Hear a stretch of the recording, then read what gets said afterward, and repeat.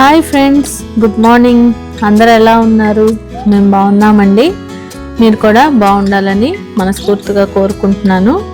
చూస్తున్నారు కదా, మీ ముందు టేస్టీ వెజ్ పులావ్ అయితే కనపడుతుంది.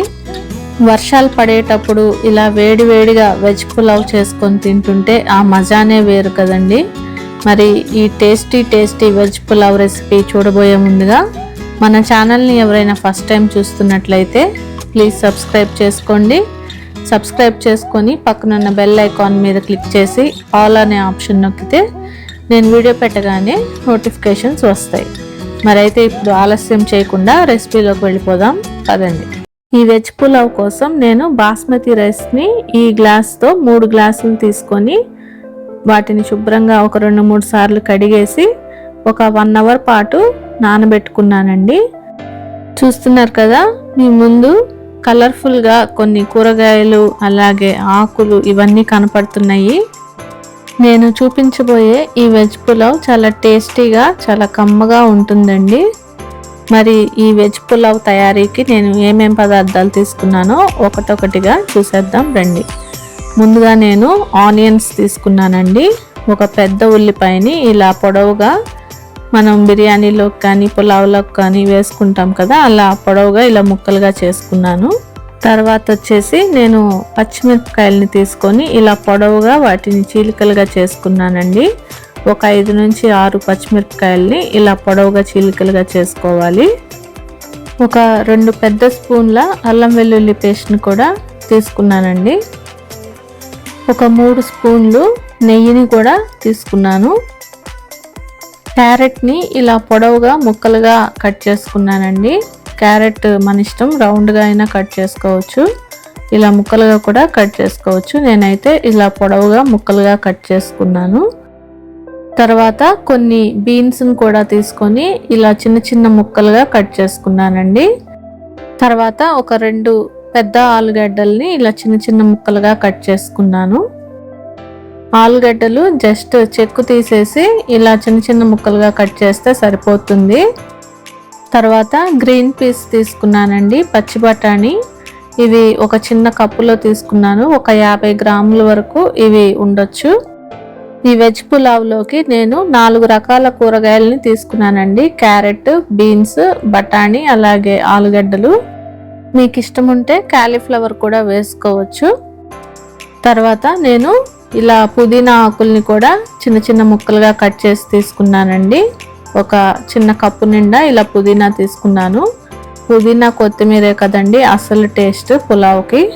అలాగే కొంచెం కొత్తిమీర కూడా ఇలా చిన్న ముక్కలుగా కట్ చేసి తీసుకున్నానండి.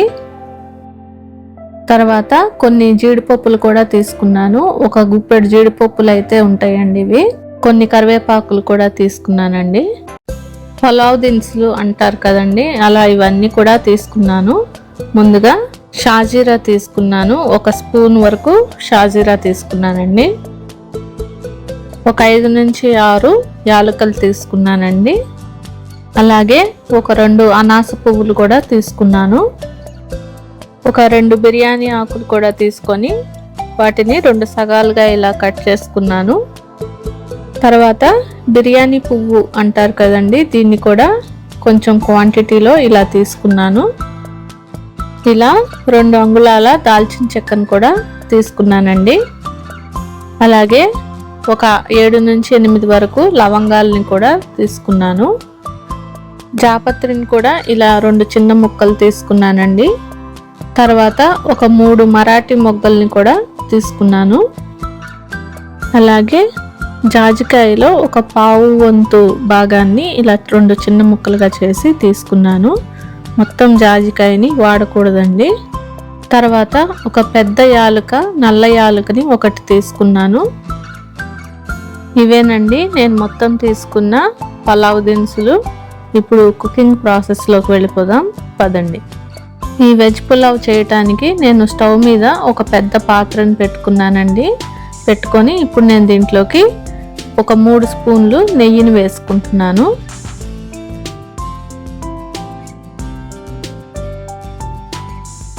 నేను నెయ్యిని ఎంత క్వాంటిటీలో అయితే తీసుకున్నానో అంతే క్వాంటిటీలో ఆయిల్ కూడా తీసుకొని వేసుకున్నానండి. హాఫ్ నెయ్యి హాఫ్ ఆయిల్ని వేసుకున్నాను. ఈ నెయ్యి ఆయిల్ మిశ్రమం బాగా హీట్ అయిన తర్వాత దీంట్లోకి మనం ముందుగా రెడీ చేసుకున్న ఈ పలావ్ దినుసుల్ని వేసుకుంటున్నాను. ఇప్పుడు ఈ పలావ్ దినుసుల్ని దోరగా ఫ్రై చేసుకోవాలండి.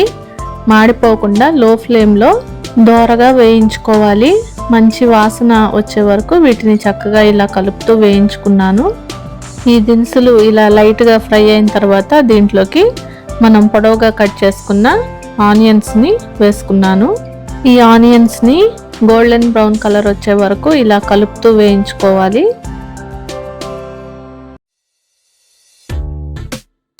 చూస్తున్నారు కదా, ఆనియన్స్ ఇలా లైట్ బ్రౌన్ కలర్లోకి వేగితే సరిపోతుంది.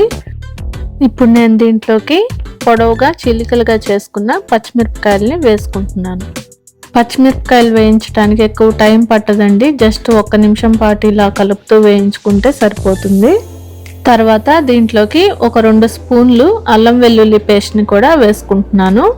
ఈ అల్లం వెల్లుల్లి పేస్ట్ వేసుకొని పచ్చి వాసన పోయే వరకు అల్లం వెల్లుల్లి పేస్ట్ని దోరగా ఫ్రై చేసుకోవాలి. అల్లం వెల్లుల్లి పేస్ట్ మాడకుండా చక్కగా ఇలా కలుపుతూ గోల్డెన్ బ్రౌన్ కలర్లోకి ఫ్రై చేసుకోవాలండి. అల్లం వెల్లుల్లి పేస్ట్ వేగిన తర్వాత దీంట్లోకి రోస్టెడ్ జీడిపప్పుని వేసుకుంటున్నాను. ఇవి ఆల్రెడీ వేయించుకున్న జీడిపప్పే కాబట్టి ఎక్కువ టైం పట్టదు. మీరు పచ్చి జీడిపప్పులు కనుక వేసుకుంటున్నట్లయితే ఒక 2 నిమిషాల పాటు వీటిని దోరగా వేయించుకోండి. జీడిపప్పు ఇలా 1 నిమిషం పాటు ఫ్రై అయిన తర్వాత దీంట్లోకి ఇలా పొడవుగా కట్ చేసుకున్న క్యారెట్ ముక్కలను కూడా వేసుకుంటున్నాను. వీటితో పాటు చిన్న చిన్న ముక్కలుగా కట్ చేసుకున్న బీన్స్ కూడా వేసుకున్నాను. ఈ 2 వేసుకొని ఒకసారి ఇలా బాగా కలుపుకోవాలి. వీటిని 1 నిమిషం పాటు ఇలా ఆయిల్లో ఫ్రై చేసుకున్నానండి. ఆలుగడ్డ ముక్కల్ని అప్పుడే వేసుకోలేదు. 1 నిమిషం పాటు వీటిని ఇలా ఈ అల్లం వెల్లుల్లి పేస్ట్ మిశ్రమంలో వేయించుకున్న తర్వాత ఇప్పుడు నేను ఆలుగడ్డ ముక్కల్ని కూడా ఇందులోకి వేసుకుంటున్నాను. ఈ ఆలుగడ్డ ముక్కల్ని కూడా వేసుకొని ఈ కూరగాయ ముక్కలన్నిటి మీదకి ఒక గోల్డెన్ బ్రౌన్ కలర్ కోటింగ్ వచ్చే వరకు చక్కగా వీటిని ఇలా కలుపుతూ ఈ మసాలా పేస్ట్లో వేయించుకోవాలి. అప్పుడే ఈ ముక్కలకి మంచి ఫ్లేవర్ టేస్ట్ అనేది వస్తుంది. పచ్చి బఠానీలు ఇవన్నీ వేగిన తర్వాత లాస్ట్లో వేసుకుంటానండి. ఎందుకంటే అవి త్వరగా వేగిపోతాయి, ఎక్కువ టైం పట్టదు. నేను ఇప్పుడు దీంట్లోకి కొంచెం కరివేపాకును కూడా వేసుకున్నాను. ఇప్పుడు నేను దీంట్లోకి ఒక 2 స్పూన్లు సాల్ట్ వేసుకుంటున్నానండి. సాల్ట్ వేసుకొని వీటిని బాగా కలుపుకోవాలి. ఇలా సాల్ట్ వేసుకోవడం వల్ల ఈ కూరగాయ ముక్కలు చక్కగా మసాలా సాల్ట్ ఇవన్నీ పట్టి చాలా కమ్మగా ఉంటాయి. ఈ కూరగాయ ముక్కలు ఒక 2 నిమిషాలు ఆయిల్లో ఫ్రై చేసుకున్న తర్వాత ఇలా మూత పెట్టుకొని లో టు మీడియం ఫ్లేమ్లో ఒక 5 నిమిషాలు మగ్గించుకుంటున్నానండి. మనం వేసుకున్న కూరగాయ ముక్కలు అయితే చక్కగా మగ్గిపోయాయి ఆయిల్లో. ఆయిల్ కూడా ఇలా సపరేట్ అవుతుంది. ఇలా చక్కగా వీటిని మగ్గించుకొని మరొకసారి వీటిని ఇలా కలుపుకున్నాను.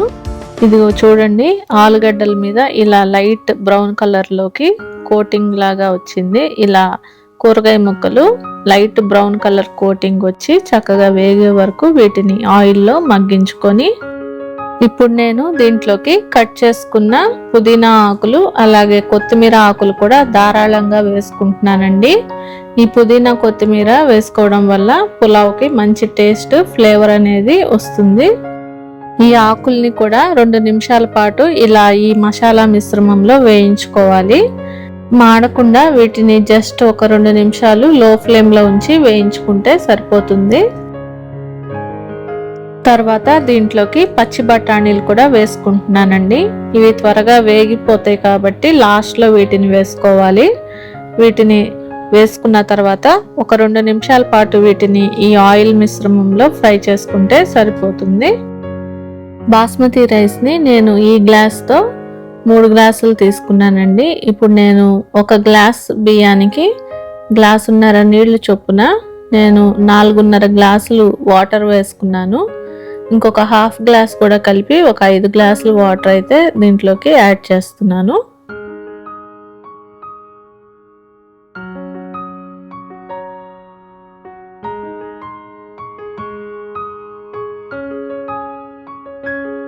4 గ్లాసులు వాటర్ వేసుకున్నానండి.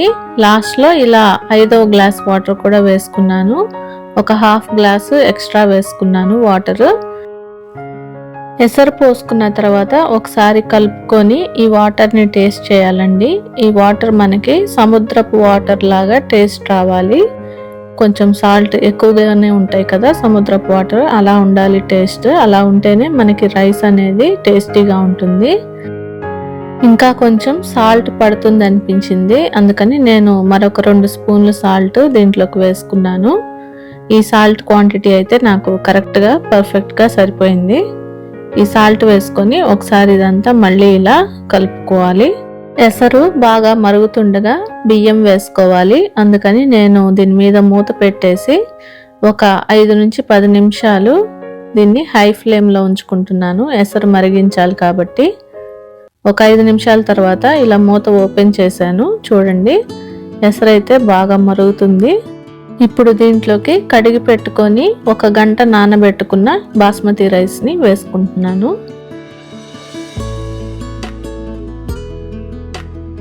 ఇలా రైస్ మొత్తాన్ని ఎసరులో వేసేసుకొని ఒకసారి గరిటెతో ఇలా బాగా కలుపుకోవాలండి. ఇప్పుడు స్టవ్ని మీడియం ఫ్లేమ్లో పెట్టుకొని దీని మీద మూత పెట్టేసుకొని ఒక 5 నిమిషాలు మీడియం ఫ్లేమ్లో ఉడికించుకుంటున్నాను. బియ్యాన్ని మనం ముందుగానే నానబెట్టుకున్నాం కాబట్టి ఎక్కువ టైం అయితే పట్టదండి. ఒక 5 నిమిషాలు అయితే మీడియం ఫ్లేమ్లో ఉడికించుకున్నాను. చూస్తున్నారు కదా, ఇలా రైస్ కొంచెం ఉడికి దగ్గర పడింది. ఒక 50% వరకు రైస్ అయితే ఉడికిపోయింది. ఇప్పుడు మరొకసారి దీన్ని అంతటిని ఇలా కలుపుకుంటున్నాను. కలుపుకొని స్టవ్ని లో ఫ్లేమ్లో పెట్టేసుకొని ఒక 10 నుంచి 15 నిమిషాలు దీన్ని లో ఫ్లేమ్లో ఉడికించుకుంటే మనకి పులావ్ రెడీ అయిపోయినట్టే.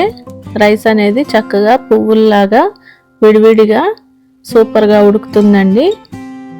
ఒక 10 నిమిషాల తర్వాత లో ఫ్లేమ్లో ఉడికించుకున్నాను. ఇప్పుడు మూత ఓపెన్ చేసి చూస్తున్నాను. చూడండి, రైస్ చక్కగా పొడి పొడిగా మనకి చక్కగా కుక్ అయిపోయింది. మరొకసారి దీన్ని ఇలా కలుపుకుంటున్నాను గరిటెతో. ఇప్పుడు మరొక లాస్ట్ 5 నిమిషాలు దీన్ని లో ఫ్లేమ్లో పెట్టుకొని ఉడికించుకుంటే మనకి టేస్టీ వెజ్ పులావ్ రెడీ అయిపోతుంది. నేను ముందు చెప్పినట్లుగా 10 నుంచి 15 నిమిషాలు లో ఫ్లేమ్ సరిపోతుందండి. ఫస్ట్ 5 మినిట్స్ మీడియం ఫ్లేమ్లో పెట్టుకొని తర్వాత ఒక 10 to 15 మినిట్స్ ఇలా లో ఫ్లేమ్లో పెట్టుకొని కుక్ చేసుకుంటే పర్ఫెక్ట్గా మనకి వెజ్ పులావ్ అనేది రెడీ అయిపోతుంది.